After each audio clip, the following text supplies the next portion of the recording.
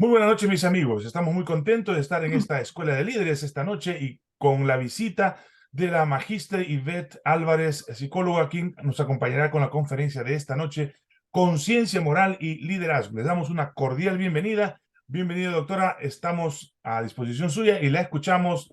Estamos todos atentos a esta conferencia. Bienvenidos.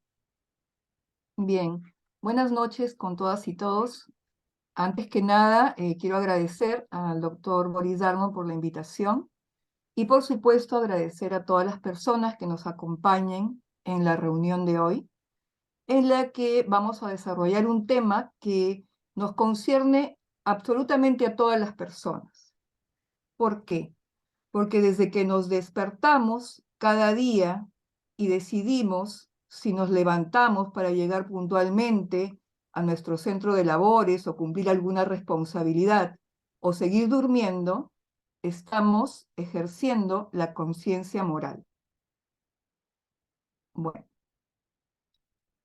para entrar al tema, me interesaría saber si alguien tiene una idea de lo que es la conciencia moral. ¿Han escuchado este término? ¿Les sugiere algo? De repente, si no se sienten muy seguros como para usar el micrófono, podrían hacer alguna apreciación a través del chat. ¿Hay alguna idea sobre esto? ¿Les sugiere esto algo?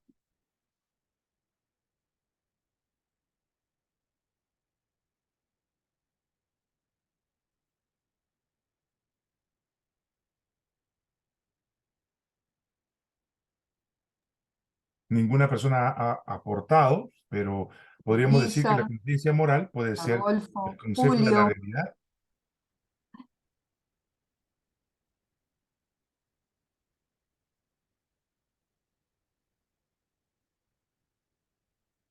Bien, bueno. De repente es un concepto nuevo para muchos, ¿no? De hecho, que durante el desarrollo de la videoconferencia se van a dar cuenta que es algo que ya lo conocían, pero que de repente como concepto o con el término conciencia moral se está presentando de otra manera, ¿no? Bien, ¿qué es la conciencia moral? Es un conjunto de principios, criterios, creencias que nos sirven para determinar qué acción es moralmente correcta o incorrecta. Bien, es esa voz de la conciencia que nos dice qué está bien o qué está mal. Y la conciencia moral no solo involucra el aspecto de pensamiento, el aspecto cognitivo, el aspecto de criterios, creencias, sino involucra también de manera muy importante la vida emocional de las personas. Y lo vamos a ver más adelante, van a entender por qué. ¿Y qué es la moral? Si hablamos de conciencia moral, pues debemos tener en claro qué es la moral. La moral es un sistema de valores que establece lo que es bueno o malo y se ve influido por la época, la cultura y el desarrollo humano. ¿Qué quiere decir esto? Que no existe una moral, existen varias morales, que la moral está relacionada con estos elementos que acabo de mencionar. Por ejemplo, uno de ellos, muy importante, es la época, ¿no? Obviamente, lo que era moral, por ejemplo, en la antigua Roma, no podría ser visto actualmente de la misma forma, ¿no? En esa época, padres, madres, hermanos, hijos participaban de grandes orgías, lo cual sería hoy concebido como un serio atentado al pudor, a las buenas costumbres, ¿no? En la Edad Media se extraía los ojos de las personas que robaban, lo cual hoy pues sería un grave atentado a los derechos humanos, ¿no? Además, imagínense cuántos ciegos andarían por el mundo. En la Edad Media y en la Edad Moderna era normal que existiera la esclavitud, lo cual sería hoy pues una vulneración al derecho fundamental a la libertad, ¿no? Entonces vemos cómo la moral pues se ve influida de manera importante por la época. pero también se ve influida por la cultura, ¿no? La moral es diferente de cultura a cultura, de país a país, ¿no? Por ejemplo, en Irán aún es obligatorio para las mujeres utilizar el velo, ¿no? Por ejemplo, en Libia, una mujer que denuncia ser abusada sexualmente puede ser denunciada y puede ser condenada por adulterio, por ejemplo. En el Medio Oriente, un violador sexual puede ser exonerado de una pena si es que contrae matrimonio con la víctima. Y la víctima es obligada a contraer nupcias con el agresor. En la actualidad hay más de 50 países en los que se ha legalizado el aborto y más de 30 en los cuales el matrimonio igualitario, es decir, entre personas del mismo sexo, es algo legal. Y también, pues, la moral o la conciencia moral está vinculada al desarrollo humano, ¿no? La conciencia moral no es igual, pues, en un niño que en un adulto, por ejemplo. Y en el transcurso de este desarrollo hay que tener en cuenta también todas las influencias a las que se ve sometido el ser humano, ¿no? Influencias familiares, influencias del medio educativo, influencias del medio social, religioso, etc.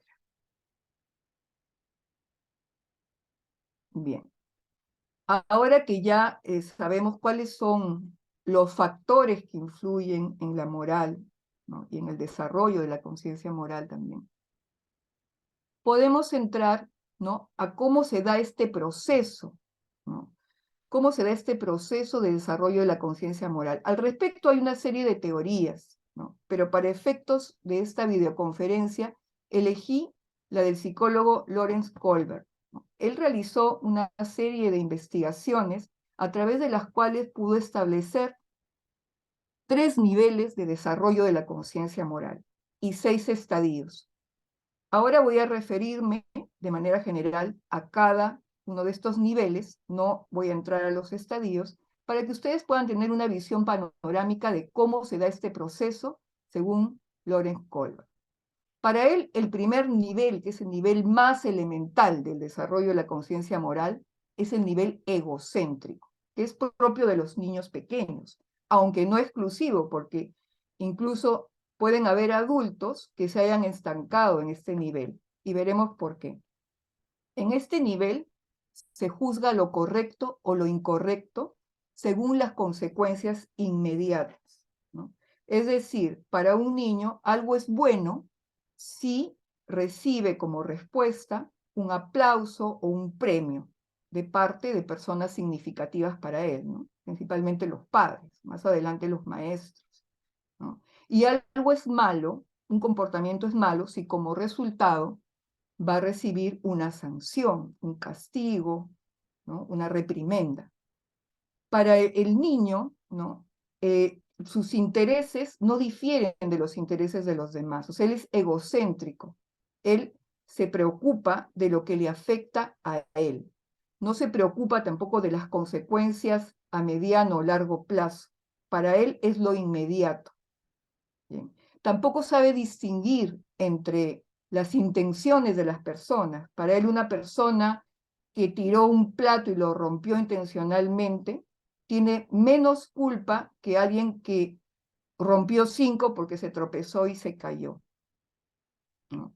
Es importante tener en cuenta que en este nivel, como dije antes, cobra mucha relevancia la acción de los padres, ¿no? ¿Cuáles son las conductas que los padres premian o sancionan, ¿no? En base a ello es que el niño va a ir incorporando qué es correcto y qué no.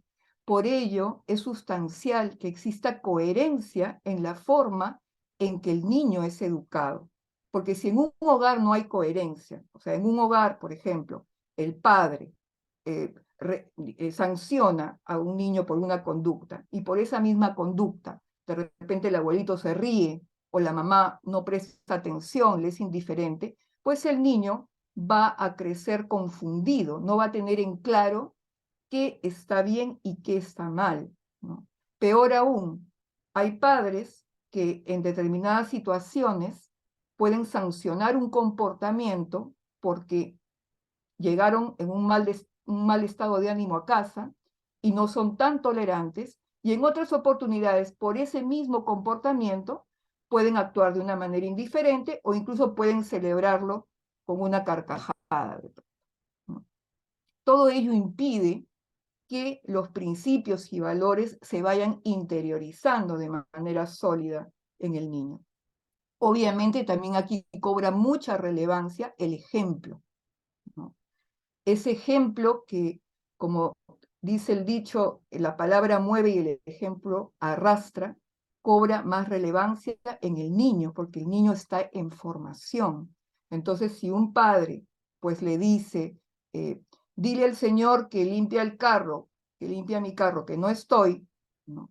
Entonces, pues está generándole al niño la idea de que el mentir es algo admitido, es algo natural, ¿no? Eh, a propósito de ello, recuerdo, quiero citar esta anécdota. En un viaje que hice, estábamos en la fila esperando para ingresar a un parque temático y tuve la oportunidad de escuchar a un papá que le decía a su niño, cuando lleguemos a la ventanilla, no digas que tienes 12 años, di que tienes 10, ¿no? Porque la tarifa se elevaba después de los 10 años, ¿no? Y fíjese, esto, qué serio es, ¿no? ¿Cuál es el mensaje que se le está dando al niño?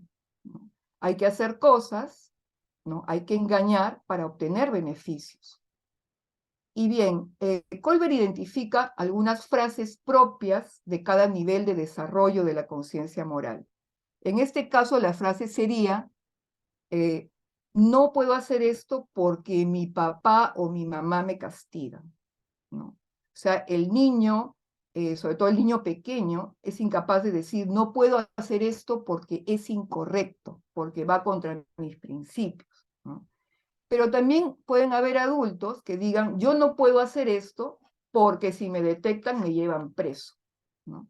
Es decir, esa conducta del adulto se coloca en este nivel elemental de desarrollo de la conciencia moral.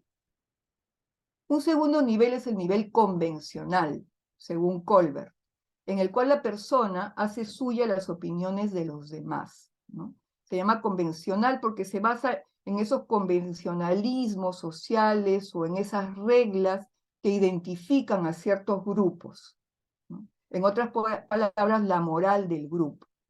Las personas, los seres humanos en general, tienden, ¿no?, a ser aceptados en los grupos, ¿no? Tienden a satisfacer esa necesidad de pertenencia. Y en esa búsqueda de ser aceptados, ¿no?, pueden incluso cometer actos que se contrapongan a sus propios valores, ¿no? Porque cada grupo tiene una cultura interna. Por ejemplo, las instituciones, las empresas, si bien es cierto, tienen sus reglamentos internos, también existe una cultura, ¿no? Una cultura informal, una cultura interna, algo que, digamos, la gente conoce y practica, aquellas conductas que son de alguna manera normalizadas o aceptadas en ese entorno, ¿no? Por ejemplo, se suele decir, pues, en ciertas empresas donde existe corrupción, bueno, mira, si tú tienes la oportunidad de trabajar en el área de compras,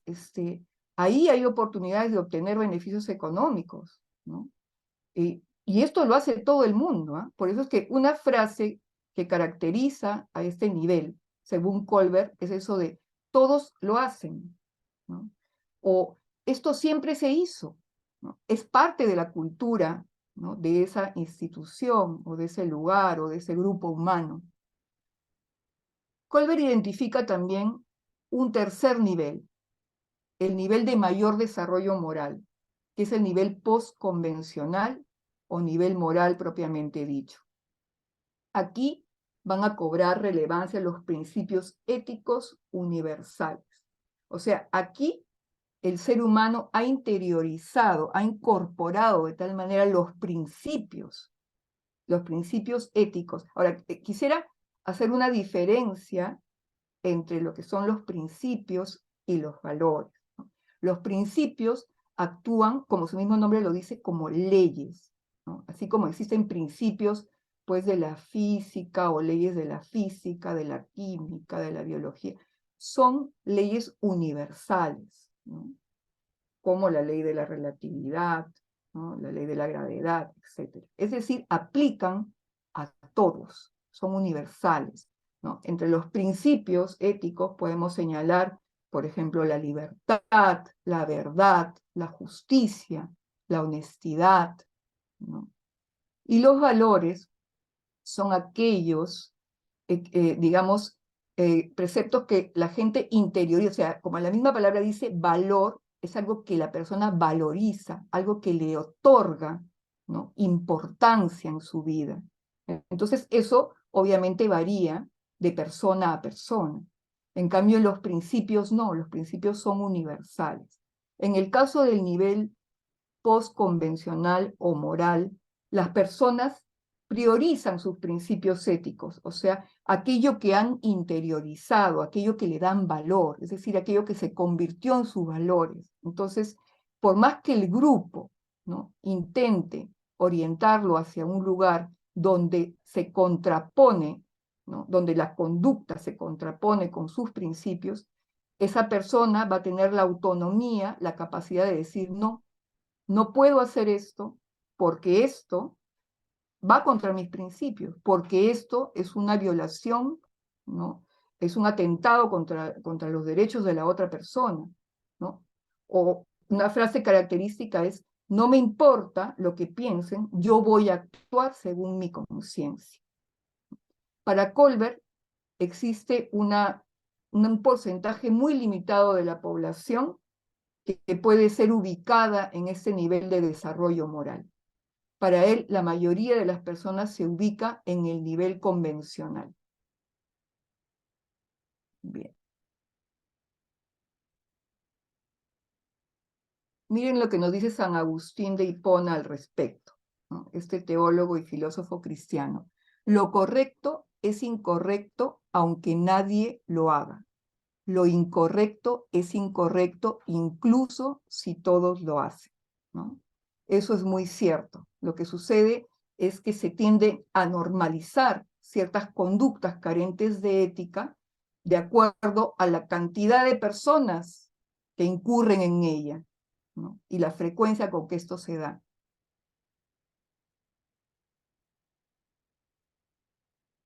Bueno, justamente las personas que encajan en este nivel postconvencional, que es un nivel de mayor desarrollo de la conciencia moral, se caracterizan por tener madurez moral y se pueden señalar los siguientes rasgos, ¿no?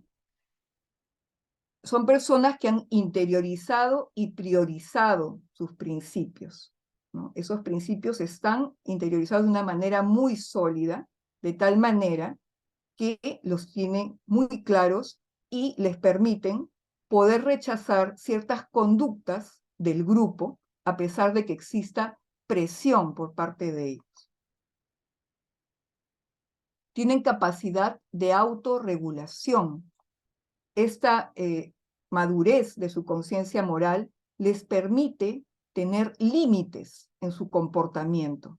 Entonces pueden tranquilamente autorregularse. Son independientes de la presión externa. Como dije antes, a ellos no les importa lo que piensen los demás si es que van a actuar de acuerdo a sus propios principios. Ellos priorizan su tranquilidad, la tranquilidad de su conciencia, que el darle gusto al grupo, ¿no? En el mismo sentido, tampoco necesitan que los estén viendo para actuar correctamente. Para ellos es suficiente con que ellos se vean a sí mismos.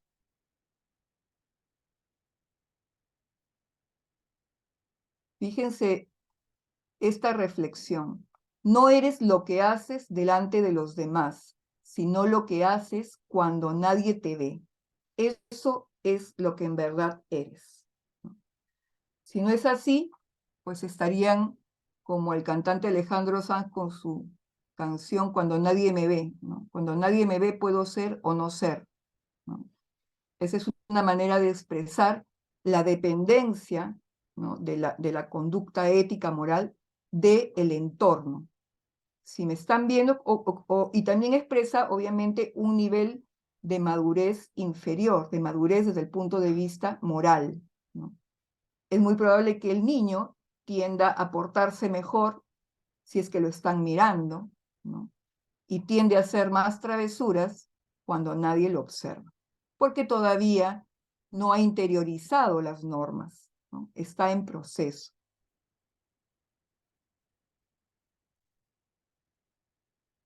Si solo respeto la norma por temor a la sanción o porque espero reconocimiento, probablemente en cuanto se pueda la incumplo.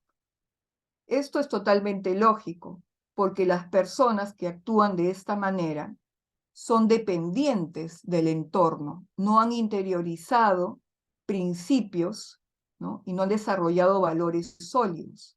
Su accionar depende de si lo miran o no, ¿no? Pueden actuar por temor al castigo o pueden actuar porque están buscando un reconocimiento. Entonces, si volvemos al estadio inicial, al nivel egocéntrico, nos encontramos que este es un comportamiento propio de un niño, ¿no?, que quiere evitar el castigo y que tiende a orientar su conducta de tal forma que pueda ser premiado por sus referentes más importantes, ¿no?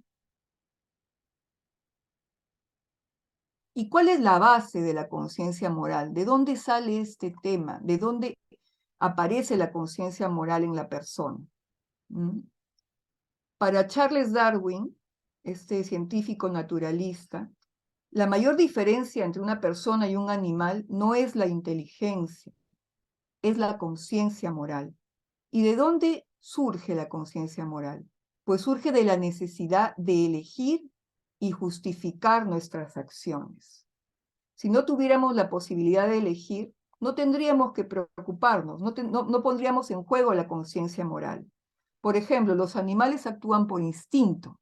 Es como que si su conducta estuviera programada o predeterminada. Pongámonos en el caso de que colocamos un trozo jugoso de carne sobre nuestra mesa y tenemos por ahí un perrito que está bastante hambriento. Lo más probable es que el perro, si no ve a nadie alrededor, se lance sobre la carne y la coma. El perro no tiene la posibilidad de elegir entre comer la carne y satisfacer su hambre o preguntarle a la dueña de casa o al dueño de casa si puede comer ese pedazo de carne. Sin embargo, en el ser humano las cosas son distintas. Si llega un miembro de la familia y ve ese trozo de carne sobre la mesa, tiene la posibilidad de actuar de dos formas. Si tiene hambre y no ha interiorizado el valor del respeto hacia los demás, podría ser que actúe de una manera similar al perro. Pero si tienen claro el respeto a los demás, lo más probable es que pregunte de quién es ese trozo de carne y si puede o no consumirlo. Y esta conciencia moral surge también de la necesidad de justificar nuestros actos y de justificarlos principalmente ante nosotros mismos. Es decir, hablarnos a nosotros de tal manera que podamos calmar nuestra conciencia ante ciertas situaciones. Y esto es justamente la búsqueda del equilibrio entre los valores y los actos, ¿no? Nuestros actos se sustentan en valores. Los valores son los cimientos de nuestras acciones. El ser humano, para vivir en calma, para vivir tranquilo, en armonía consigo mismo y con los demás, necesita hallar este equilibrio entre los valores y las acciones que comete. Y cuando no la encuentra, surge un fenómeno que en psicología se llama la disonancia cognitiva, ¿no? Esta incongruencia entre entre mis valores y mis actos cometidos. ¿no? Y esta disonancia cognitiva, ¿qué va a traer? Va a traer como consecuencia, ¿no?, estados emocionales perturbadores. Puede generar ansiedad, angustia, culpa, remordimiento, incluso hasta depresión. Entonces el ser humano va a tender a resolver esta disonancia, ¿no? A veces, o muchas veces la resuelve pensando, o sea, pensando antes de tomar la decisión, evaluando bien la situación, ¿no? Y diciendo, bueno, si hago esto, probablemente suceda esto y eso me puede hacer sentir muy culpable. Entonces mejor no lo hago. O cuando ya tomó la decisión y comete el acto, va a tratar muchas veces de justificarse a sí mismo. Bueno, lo hice porque esto en realidad no estuvo tan mal, yo lo necesitaba, etc., ¿no? Pongámonos en el caso de una persona para la cual el amor a su familia es algo muy importante, es un valor muy importante, ¿no? Es una persona que tiene un trabajo, ¿no?, en el cual gana lo suficiente para satisfacer las necesidades de su familia. Y de pronto le ofrecen otra posibilidad laboral en la cual va a ganar bastante más, pero va a tener que estar mucho tiempo ausente de casa, va a tener que viajar incluso, ¿no? Así es que, dada esta nueva condición, esta persona pues no puede compartir ya vacaciones con la familia, no está presente en fechas significativas, cumpleaños, etc., y empieza a recibir también quejas por parte de los miembros de su familia, ¿no?, sobre todo de sus hijos o de su cónyuge. Bien, la persona puede, obviamente que esto lo hace sentir muy mal, porque aquí no hay una congruencia entre lo que él valoraba y lo que está haciendo ahora. Podría tratar de resolver este conflicto justificándose a sí mismo, diciéndose, bueno, yo me estoy sacrificando por mi familia, yo lo que estoy buscando es una mejor calidad de vida para ellos, ¿no? O puede decidir buscar alguna otra opción laboral, ¿no?, donde le permita, pues, disfrutar de más tiempo con su familia. Bien. Los psicólogos investigadores de Steno y Valdesolo señalan lo siguiente: cuando te enfrentes a una decisión moral, detente unos segundos y escucha tu propia voz interior. ¿Hay algo de culpa o malestar? Si es así, no lo ignores. Es tu conciencia moral en acción. La conciencia moral, pues, es eso que se conoce popularmente como la voz, esa voz interior, ¿no?, esa voz que nos dice, ojo, ¿estás seguro de que vas a hacer esto? ¿Has pensado en lo que podría pasar?, ¿no? Es ese estado de intranquilidad que aparece en el ser humano, ¿no?, cuando estamos por tomar una decisión, ¿no? Y los psicólogos coinciden en esto, en que hay que estar alertas a esas señales, ¿no? Esas señales que a veces no les damos importancia, realmente pueden ayudarnos a tomar decisiones acertadas. Y si estamos en duda, también es importante hablar con personas que sean buenos referentes morales para nosotros. Personas que tengan una vida, digamos, por decir de algún modo, ejemplar, ¿no?, o personas que sean maduras emocionalmente y moralmente, ¿no? No buscar personas que de pronto vayan a validar una conducta inadecuada por parte de nosotros, ¿no? A veces las personas tienden a hablar de las cosas que quieren hacer con aquellos que les van a dar la razón, ¿no? Mejor no hablo con fulano porque no, esa es la voz de mi conciencia, me va a cuestionar. No, mejor hablo con el otro que es más relajado, me va a entender y me va a decir que todo lo que hago es maravilloso. ¿Mm? Bien.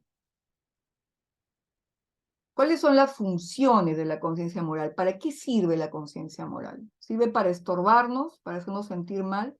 Vamos a ver para qué sirve. La conciencia moral guía nuestra conducta, nos orienta a actuar en función a principios y a valores. Nos ayuda a resistir la tentación porque nos pone límites, ¿no? Y nos hace pensar en las consecuencias de los actos que vamos a cometer.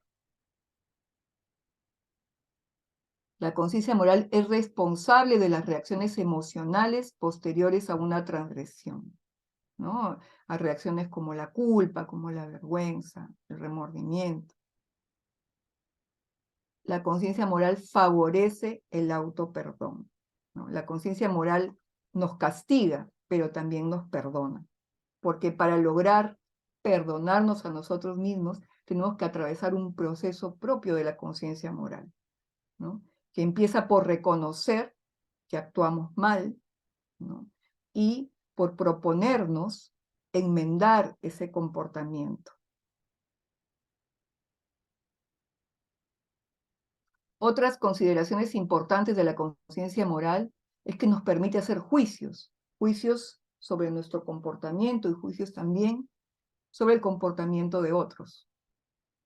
Tener conciencia de las consecuencias de nuestros actos es tener conciencia moral. La conciencia moral depende del conocimiento y la libertad. Como dije antes, la base de la conciencia moral es esa capacidad que tiene el ser humano de elegir. La conducta del ser humano no está determinada, ¿no? Por el instinto. El ser humano tiene la capacidad de pensar, de discernir, de elegir.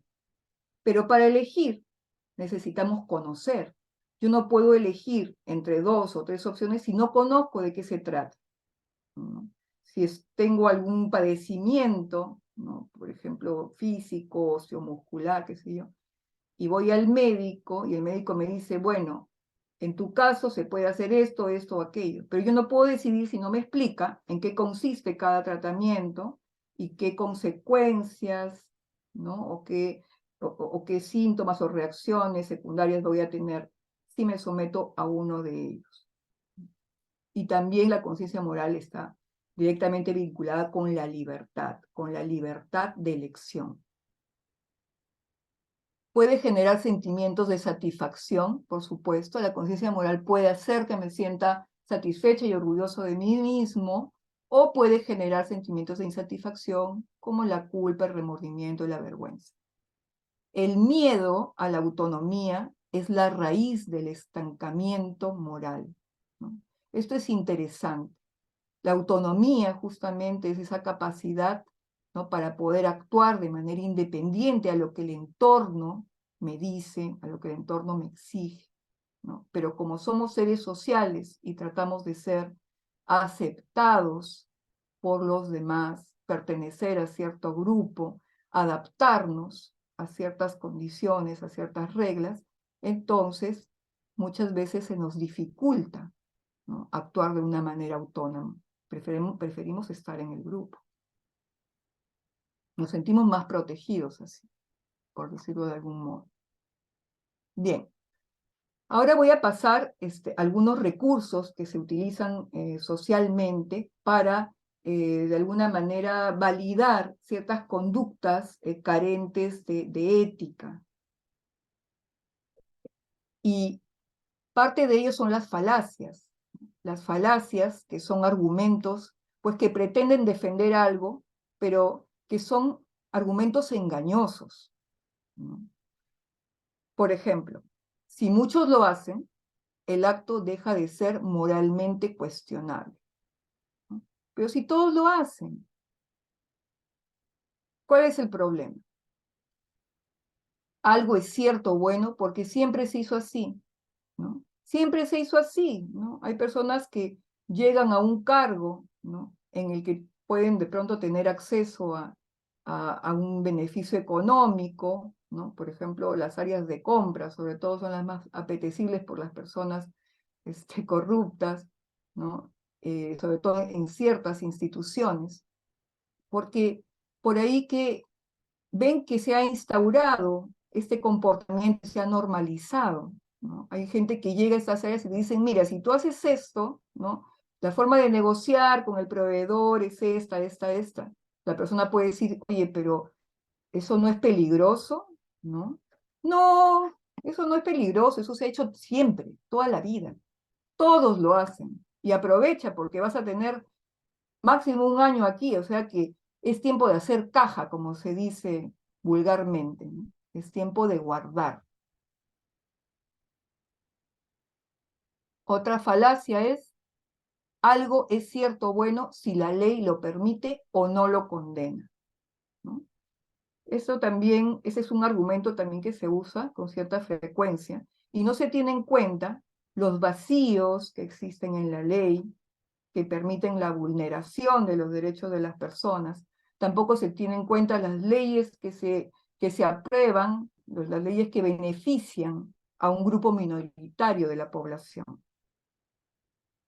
Algo es cierto o bueno si alguna autoridad lo dice, ¿no?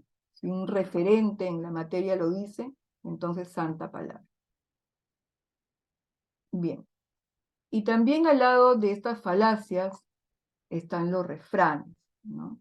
Los refranes, como un recurso discursivo que legitiman la carencia de principios éticos, ¿no? Los refranes, adagios, proverbios, dichos, ¿no? Normalmente pretenden orientar a las personas hacia conductas favorables, ¿no? Altruistas, benévolas. Invitan muchas veces a la reflexión moral, ¿no? Pero hay otros, hay un grupo de ellos que lo que buscan es validar, es normalizar, es naturalizar ciertos comportamientos, ¿no? Que se contraponen a principios éticos universales.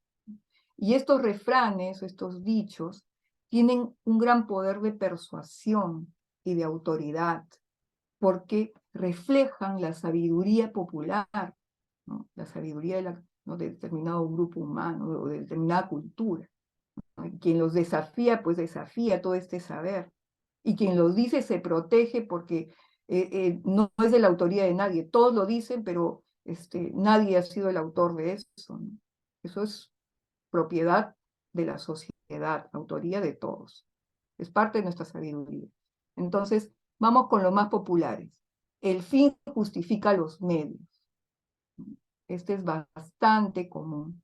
Aquí se privilegia el objetivo de la persona, la meta, ¿no? El propósito, y se deja de lado qué estrategias utiliza, ¿no? Para ello, ¿no? Si estas estrategias son engañosas, son dolosas, no importa si al final va a conseguir el objetivo. Algo muy común es, pues, se me presentó la oportunidad de postular a un puesto de trabajo, pero me piden tanto tiempo de experiencia. Y me dicen, pues, ponlo en tu hoja de vida, el papel aguanta todo, ¿no? Esa es otra expresión popular que también tiende a validar ese tipo de comportamientos. Sí, pero ¿y si me piden documentarlo? Yo tengo un amigo que te hace la constancia, no hay problema, no hay problema, ¿no? Todo se arregla. Lo importante es conseguir el objetivo, la meta o la finalidad. Roba, pero hace obra. Este es una expresión, sobre todo, que cobra mucha vigencia en las épocas electorales, ¿no? Y que refleja la tolerancia de la sociedad ante la corrupción. La gente tiende a decir, pues, pero si todos roban, por lo menos que haga algo, ¿no? Fíjate, bueno, sí, esa persona, el alcalde robó, pero fíjate la tremenda losa deportiva que nos dejó. Hay otros que no hacen nada. ¿Mm? Con dinero va a ir el perro. ¿Mm? Hay personas que ya tienen, digamos, instaurado este comportamiento, pues, de pagar, ¿no? a funcionarios o a ciertos servidores, ¿no? Por alguna gestión que tienen que hacer, ¿no? ¿No? Tienes que bajarle su billetito, si no tu expediente no se mueve, ¿no? Y de esta manera son parte, pues, de esa cadena de corrupción. Ojos que no ven, corazón que no siente. No importa hacer daño, con tal que no se enteren. Donde fueres, haz lo que vieres. Esto está vinculado a lo que hablaba hace un momento, ¿no? de cómo las personas tienden de pronto a asimilar ciertas conductas o a repetir ciertas conductas del grupo, aunque éstas puedan contraponerse a sus propios principios y valores, ¿no? Aquí lo que cobra importancia es ser aceptado, es adaptarse, ¿no? Es sentirse parte de. Ladrón que roba ladrón tiene 100 años de perdón, ¿no? Pero, ¿cuál es el problema de haber estafado a este sujeto? Si es un ladrón, ¿no? Se lo merecía. Entonces se buscan justificaciones a los actos indecorosos, a los actos que vulneran derechos de otros. La ocasión hace al ladrón, ¿no? Esto es muy común y también es muy preocupante, ¿no? Que muchas personas consideren, ¿no?, que no son los principios, ¿no?, los que rigen la conducta de las personas. Lo que cobra relevancia es la oportunidad, ¿no? Hay un dicho que va en esta línea que dice: en arca abierta hasta el más justo peca, ¿no? Ese es peor todavía, porque se está indicando, ¿no?, que puedes ser una persona correcta, ¿no? Eres una persona correcta. Lo que pasa es que estuviste en esa situación y pues es humano, es normal, es normal.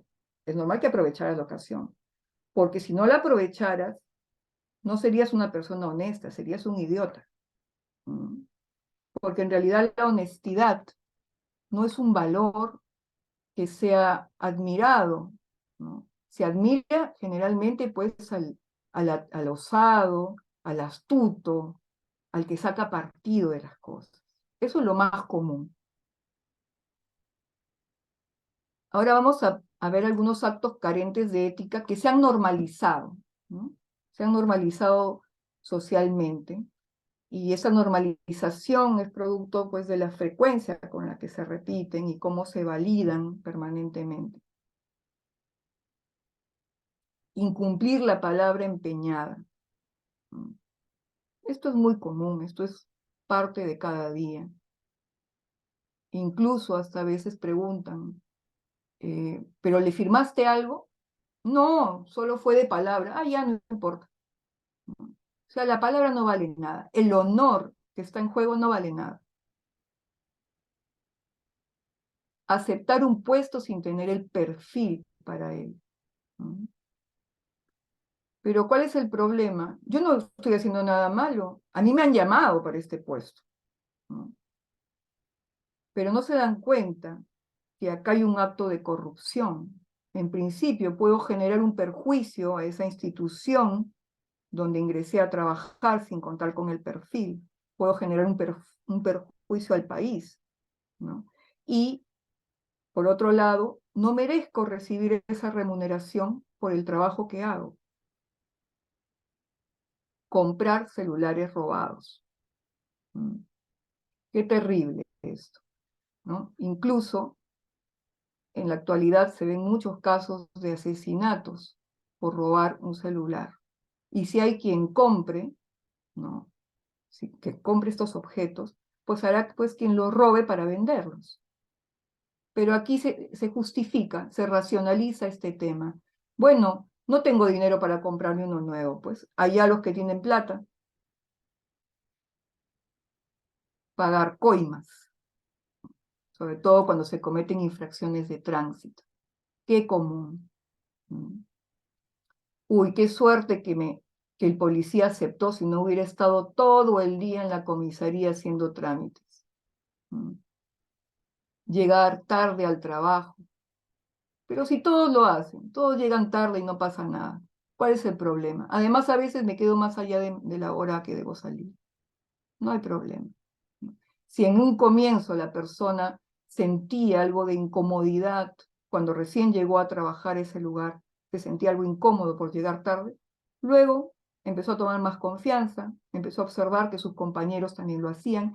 Esto va con la cultura, ¿no? La cultura del grupo. Soy parte de, soy uno más, soy del clan. Meterse en la fila. ¿no? Esta es otra conducta también bastante generalizada, ¿no? Intentan colocarse en un lugar que no les corresponde, faltando el respeto al resto. Y hay muchísimas más, ¿no? Como, por ejemplo, pues, pedir certificado médico para faltar al trabajo. Me pegué una borrachera, no me puedo levantar, pero mi amigo me hace el certificado médico. Y si no me lo quiere hacer, pues qué ridículo, qué mal amigo, no me ayuda. Hay muchas conductas más que se han normalizado, lamentablemente. Bien. Voy a hablar ahora brevemente de las emociones morales. Los psicólogos identifican algunas emociones que están directamente vinculadas al desarrollo de la conciencia moral. Una de ellas es la culpa, muy importante. Para Erik Erikson, ¿no? La culpa, como él la llama, culpa sana, es muy importante para establecer límites en la conducta. Erikson, la culpa sana se desarrolla hacia los 3 años de edad, más o menos. Y si este proceso no se da de la manera adecuada, de tal manera que el sujeto aprenda a convivir de una manera armoniosa y respetuosa con el entorno, pues va a tener serios problemas de adaptación y de adecuación, ¿no? Y se podría estar, según Erikson, ante el caso de un psicópata, por ejemplo, ¿no? El psicópata pues no siente culpa cuando transgrede las normas, cuando vulnera el derecho del otro, ¿no? La culpa es una emoción absolutamente ajena para ellos. La vergüenza, ¿no? La vergüenza, ¿no? Esta es una vivencia emocional bastante desagradable, ¿no? Y que surge de la desaprobación del resto, de la desaprobación de los demás. Y también sirve como una forma para que el sujeto pueda enmendar su conducta. No quiere volver a atravesar por esta experiencia, entonces mejor no repito esta conducta. La ira de la gente. La ira de la gente también puede ser un elemento disuasivo para la conducta poco ética de las personas. Si una vez me metí en una fila, ¿no? Sin respetar el orden, sin respetar el turno de las personas, y las personas reaccionaron con ira, ¿no? Me hicieron pasar un momento bochornoso de forma pública, es posible que no lo vuelva a hacer. Ahora, si soy una persona que suele actuar de esta manera y ya me he curtido, ¿no? y me he dado cuenta que a veces puedo pasar momentos incómodos, pero otras tantas me salgo con la mía y mis valores no están bien sólidos, probablemente siga actuando porque habrán oportunidades en que gane un beneficio con este comportamiento. El agradecimiento y la admiración son consideradas como emociones morales que lo que hacen es reforzar conductas positivas, ¿no? Por ejemplo, hay algunos estudios que indican que, por ejemplo, las personas, los hombres que recién empiezan una relación con una persona, una mujer, pues tienden a ser más caritativos con las personas que vienen a pedir su ayuda, los mendigos tienden a dar limosna para generar una imagen favorable ante esta persona, ¿no? A la que quieren agradar. Pasado el tiempo, ya cuando la relación se ha cimentado, ya no les importa mucho, ¿no? Dar una imagen favorable y tienden a no ser solidarios como lo eran antes, ¿no? La admiración también ante, por ejemplo, los bomberos, por su conducta altruista, solidaria, es un factor que promueve, ¿no? Que hayan más personas que quieran integrar este tipo de grupos, ¿no? La admiración que despierta un taxista que devuelve una cartera llena de dinero, ¿no? Incluso esos actos tienden a promoverse o a difundirse a través de los medios de comunicación. Esto no solamente refuerza en la persona que cometió el acto honesto, el seguir actuando en esa línea, sino también promueve en otros, ¿no?, actos de esa naturaleza. La empatía. La empatía es una emoción muy importante cuando hablamos de conciencia moral.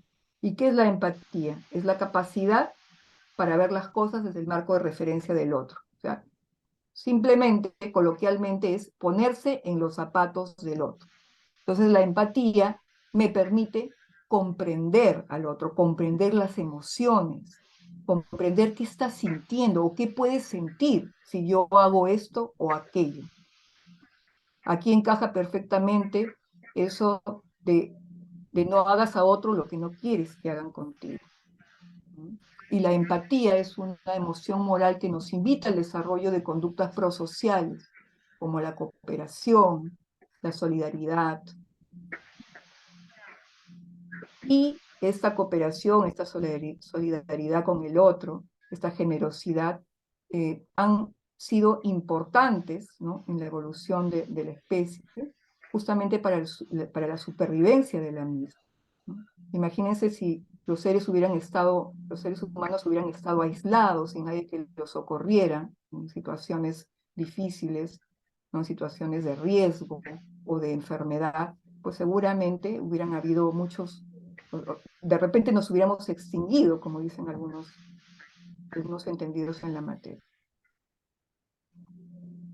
Voy a mencionar ahora brevemente algunas investigaciones vinculadas con la conciencia moral. En realidad no hay muchas, ¿no?, pero he querido destacar algunas de las más importantes que se han hecho.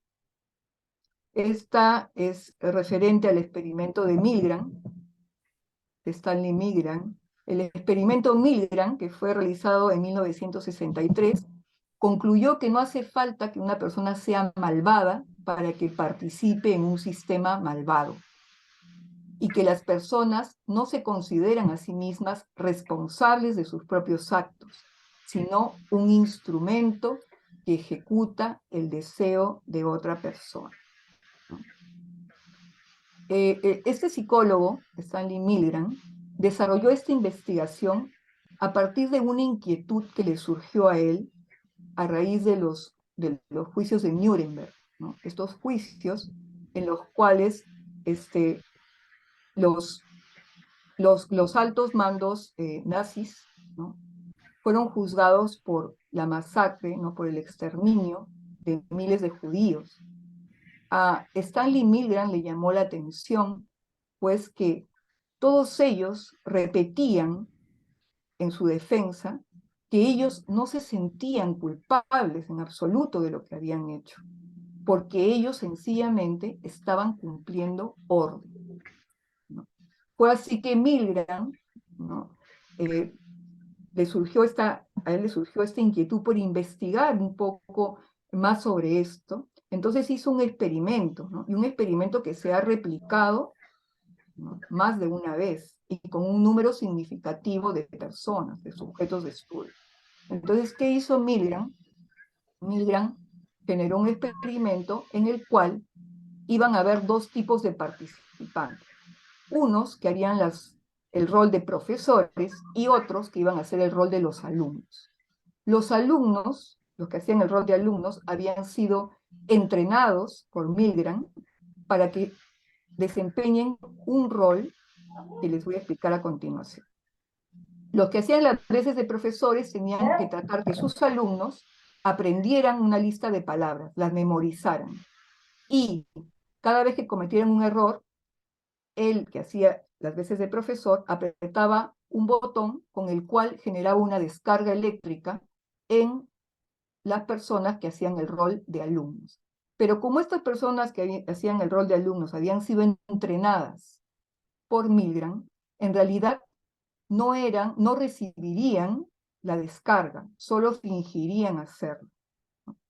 Fue así que el experimento se desarrolló y, de acuerdo a las indicaciones del experimentador, los que hacían las veces de profesores iban aumentando la intensidad de las descargas eléctricas, hasta un nivel en el cual podía ser peligroso incluso para la vida de aquellos que hacían las veces de alumnos.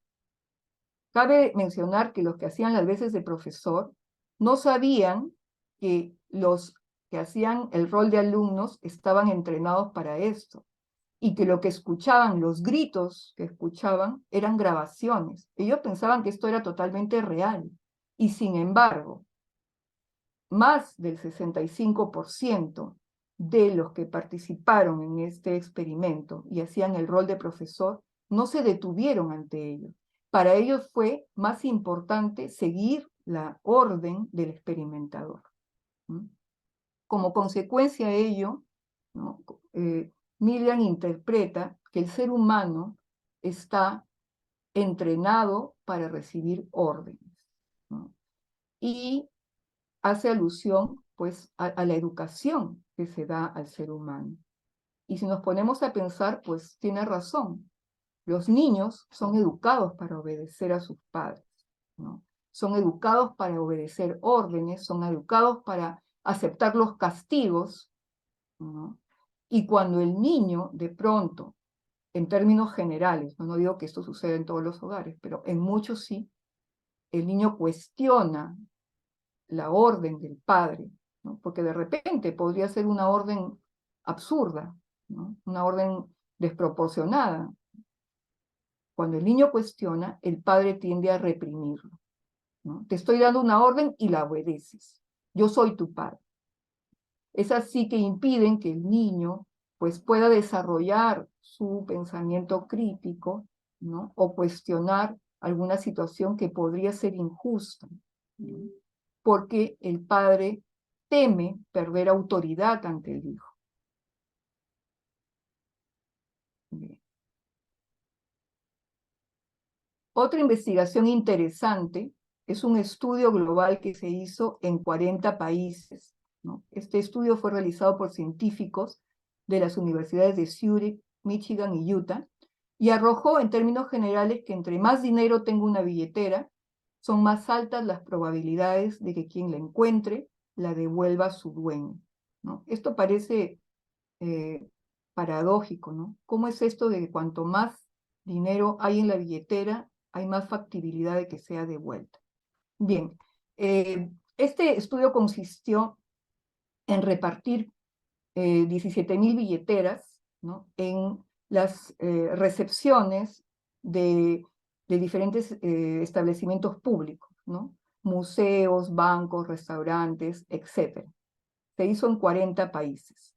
En estas billeteras, además del dinero, había una tarjeta con información, nombre, número de teléfono, dirección, de el supuesto o la supuesta dueña de la billetera, para dar a la persona que la encontró la posibilidad de devolver.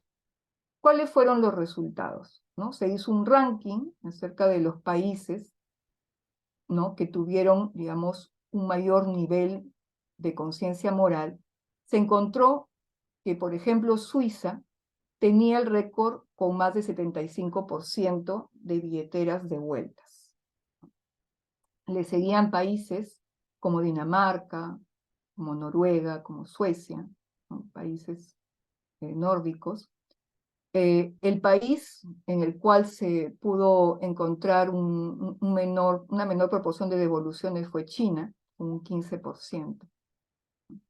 Esta investigación se hizo de dos formas, una colocando poco dinero en la billetera y otra colocando una cantidad respetable de dinero en la billetera, ¿no? Y ahí encontraron este resultado, ¿no? Que había, incluso las devoluciones se incrementaban cuando había más dinero. Sin embargo, esto no ocurrió en dos países, en Perú y en México, ¿no? En estos países, quien encontraba una billetera con más dinero tenía más dificultad para devolverla.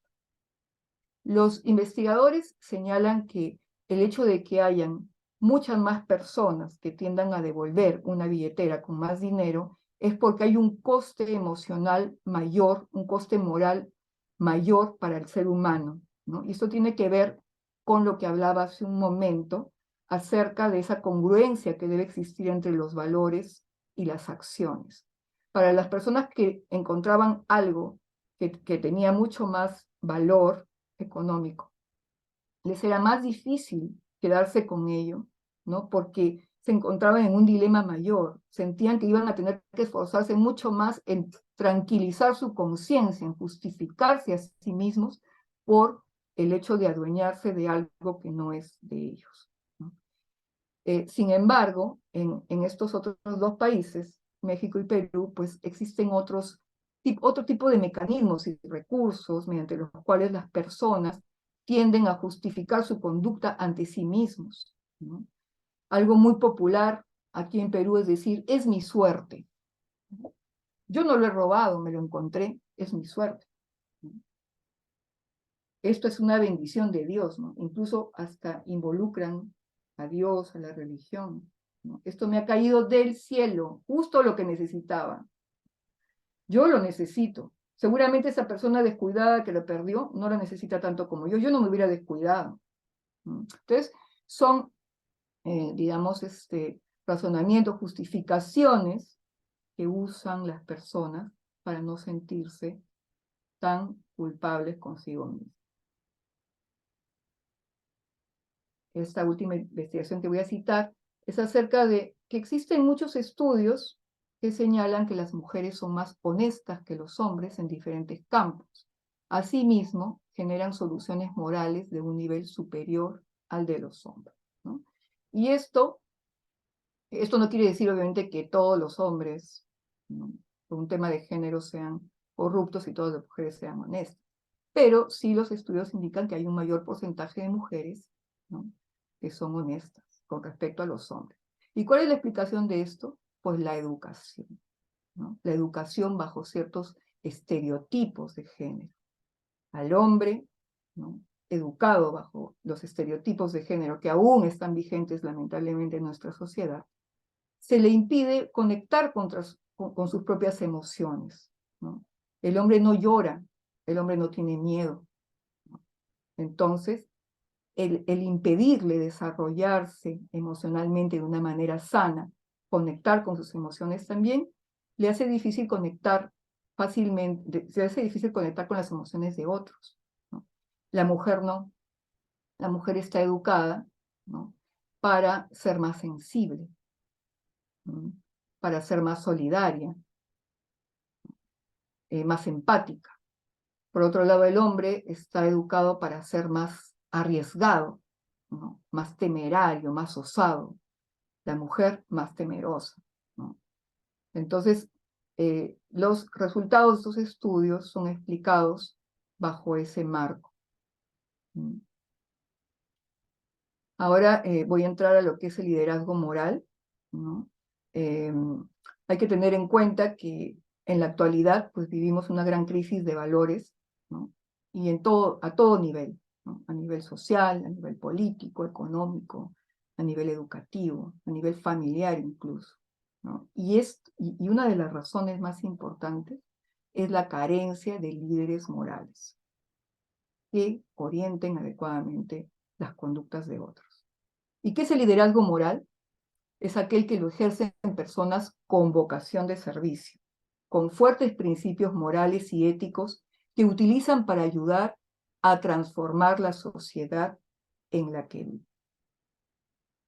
¿Y qué caracteriza a un líder moral?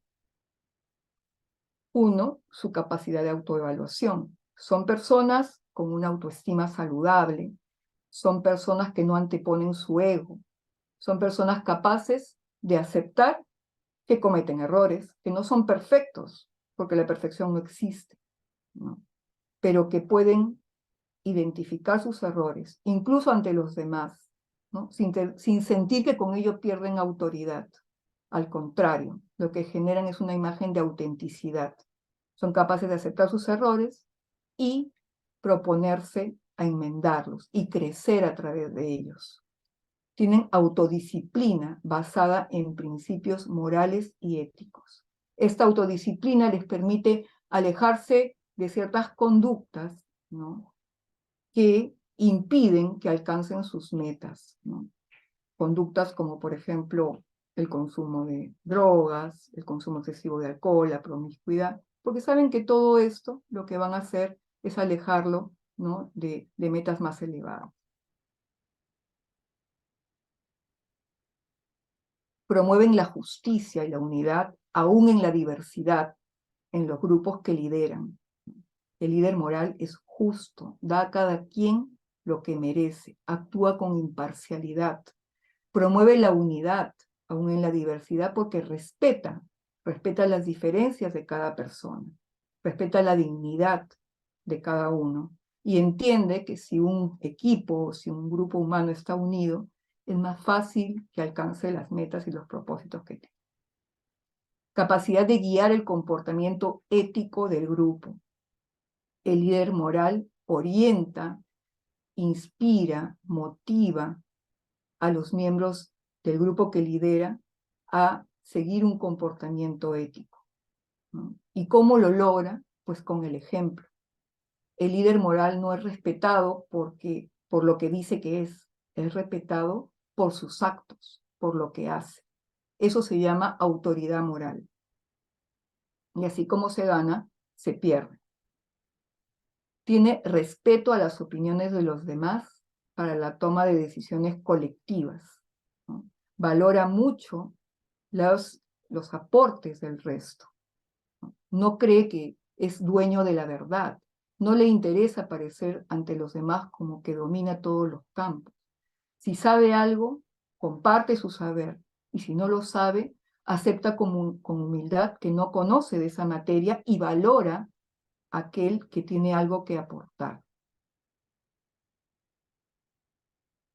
Tiene una alta asertividad, ¿no?, porque tiene esa capacidad para defender su postura moral con firmeza, pero con respeto hacia los demás. No impone, ¿no? También, por otro lado, si detecta algún comportamiento poco ético en el equipo, es capaz de enfrentarlo de manera privada, porque hay mucho respeto a la dignidad de las personas. Él no busca humillar a nadie para demostrar poder. Trata estos temas de manera particular y privada con el miembro del equipo que ha incurrido en esta falta, ¿no?, haciéndole ver su error, haciendo referencia al comportamiento y no a la persona. Es muy diferente decir lo que hiciste no fue del todo honesto a decir eres una persona deshonesta. Es perseverante. El líder moral se compromete profundamente con los objetivos y con las metas del equipo que lidera. Y no se amilana ante los obstáculos que se presentan en el camino. Buscan constantemente el bien común. Por eso es un líder moral. No busca beneficiarse de las situaciones, ¿no? Para él, el ser humano es un fin en sí mismo, no es un medio para conseguir algo. Tiene la capacidad de promover el desarrollo de otros. Motiva a otros miembros del grupo que lidera a desarrollar sus potencialidades. Hay que tener en cuenta que detrás de una persona, de un miembro de un equipo que se desarrolla y crece, por lo general hay un líder que confía en él.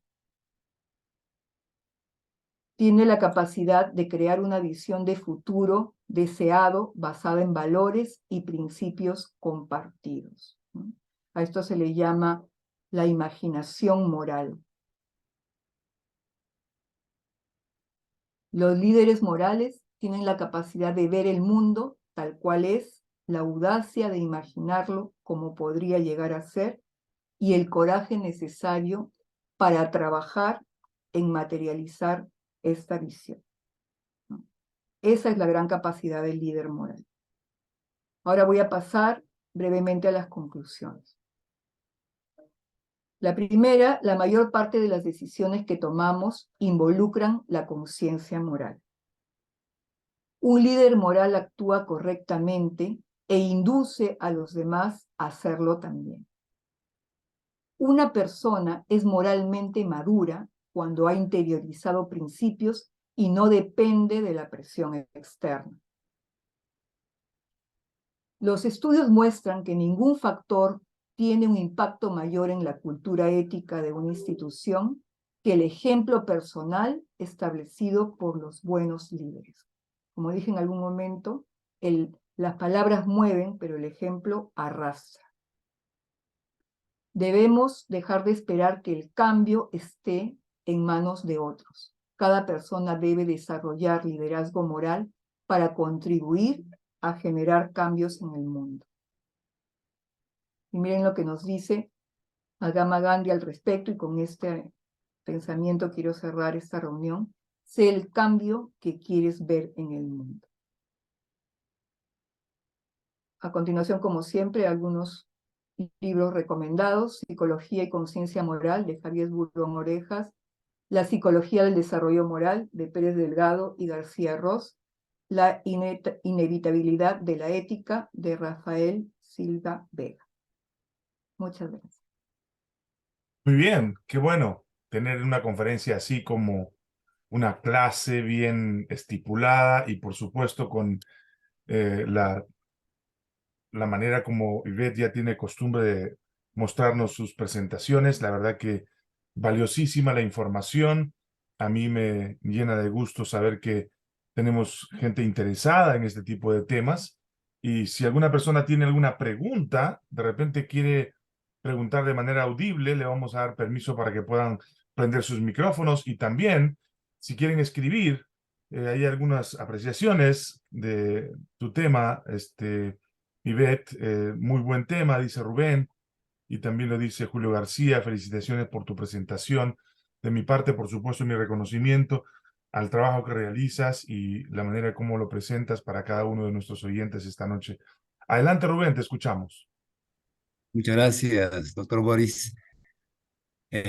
Miss Yvette, felicitaciones, excelente tema. Es una realidad que has descrito sin pelo en la lengua. Y creo que hemos hecho un autoanálisis de cómo estamos actuando como seres humanos. Y a veces estamos más deshumanizados que los animales, ¿no? Y cosas interesantes, pero realmente me causa una impresión muy interesante y que, bueno, quiero compartir con las personas que yo rodeo, pero en primer lugar me ha motivado a que yo haga una evaluación, una autoevaluación de mí mismo, cómo estoy actuando, ¿no? ¿Cuál es mi ética, mi moral y qué sentido tiene de la manera como acto yo, o cómo actúo en la vida, ¿no? Muchas gracias, ¿eh? Dios lo bendiga. Gracias. Muy bien, qué bueno. Rubén desde Morales, en la zona de Tarapoto. Ahí estamos escuchándolo a él, un maestro. Muy bien, amigos, ¿alguna pregunta más? ¿Algún comentario de parte de ustedes? Bueno, por nuestra parte, Ivette, siempre agradecido por tu tiempo, por tu trabajo, por tu dedicación a tu profesión y también a darnos estos consejos que son sumamente importantes para cada uno de nosotros. Adolfo dice, excelente tema, muchas gracias a la Magíster. Gracias una vez más a todos ustedes que han asistido a nuestra conferencia. Esta conferencia va a estar grabada, la vamos a presentar en Boris Darmon canal. Usted puede compartir con las personas que así lo desean. Si usted gustó de esta conferencia, lo puede compartir con todos sus amigos. Una vez más, tus palabras finales, Ivette, para terminar nuestra presentación esta noche. Adelante. Ok, quiero incidir en que todas las personas, absolutamente todos, somos capaces de hacer algo por mejorar el mundo en que vivimos. No esperemos que los cambios vengan pues del gobierno, de los políticos, de los empresarios. Nosotros podemos hacer mucho, ¿no? Empecemos a trabajar con nosotros mismos y a partir de ello generar cambios en nuestros entornos más próximos, nuestra familia, nuestro centro de trabajo, nuestro grupo de amigos, etc. Hay mucho que hacer. Gracias. Muchas gracias, muy buenas noches para todos. Un abrazo una vez más, Escuela de Líderes, compartiendo con ustedes una conferencia más este miércoles por la noche. Muy buenas noches para todos. Gracias, Ivette. Dios los bendiga a todos. Chao, chao, chao. Gracias.